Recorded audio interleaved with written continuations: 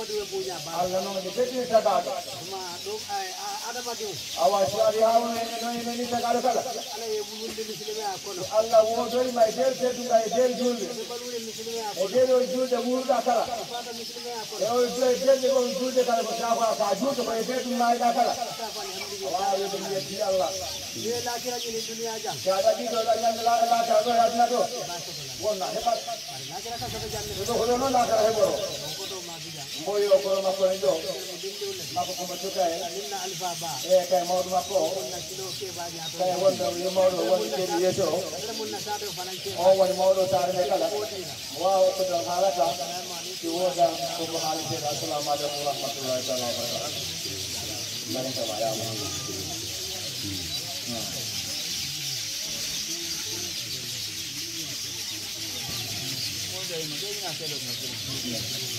Mboyo mi hala yo mene sete del prima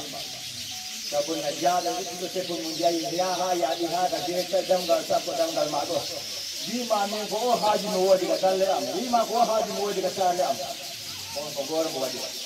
ko para mo wadi mo ya me ya bara ka ko matanga abo ko hala ja inge ja do holi ma ko mo wodi ko ron ka ni ne mo te do ga ni ne ko ha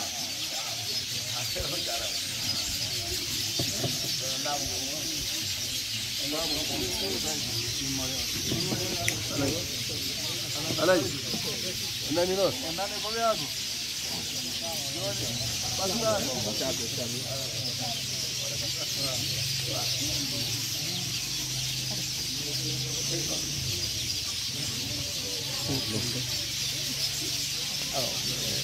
Passa.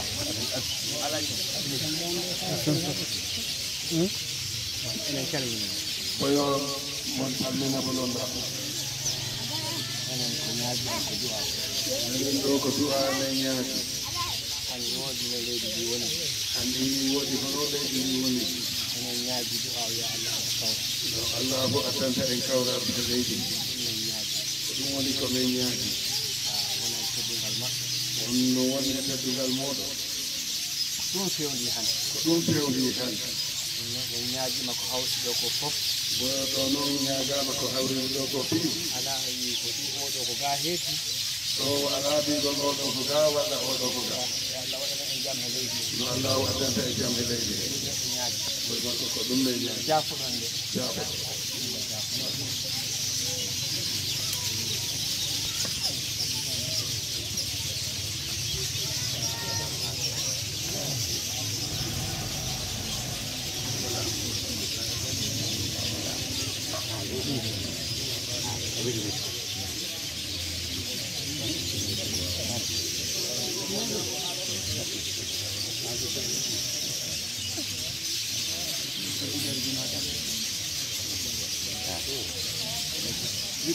Ya Allah saya kuyo pada yang Fatihah salat Fatihah Bismillah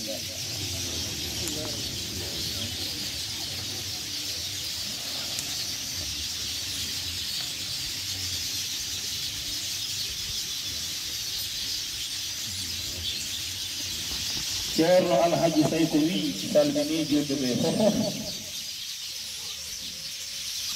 bomin yettina ɗo konngol e ɗemgal ceerno men ceerno Basiru Ibrahima Soli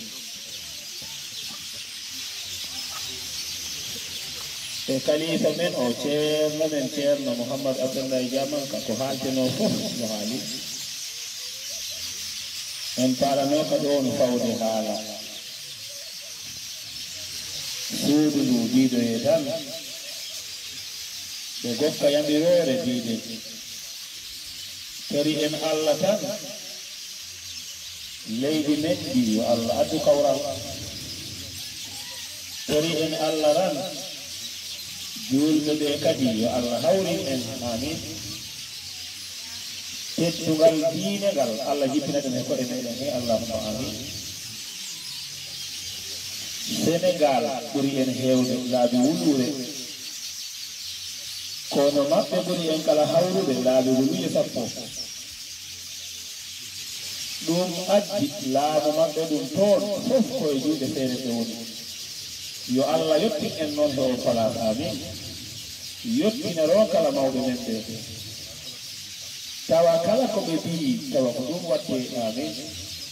ya Allah waɗan en ɗum allahumma amin suudu Allah ndu garɗen ɗiɓe ɗo ɗum ceerno Aliou Mbaalo wi o wona pour reetu liggantoɓe ni ɗo suudu ndu ko kattanɗe maɓɓe e kala jiyaɗo Allah ko walloyiɓe ko ɗum ɓe liggotani suudu ndu ko ɗum ne kadi ɓura yiɗede ko ɗum ɓura yiɗede seeremɓe ɓeene du o teranoɓe Allah yo Allah okorɓe jawɗi koɓe liggoro ndu suudu allahumma amin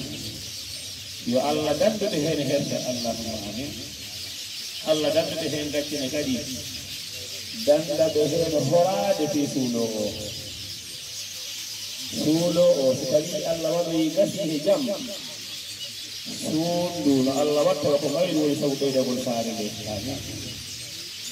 no laaɗo Allah ko noon tigi wi saare julɓe so tawi a yettima han gire maɗe no giɗoyiɗe jama saare nde o saare nde kala ko cuuɗi ɗi cangi no wontawa ko suudu Allah ndu ɓuri forde duuɓi maɓɓe ɗi yo Allah waɗɗum ɗo allahumma amin barke Allah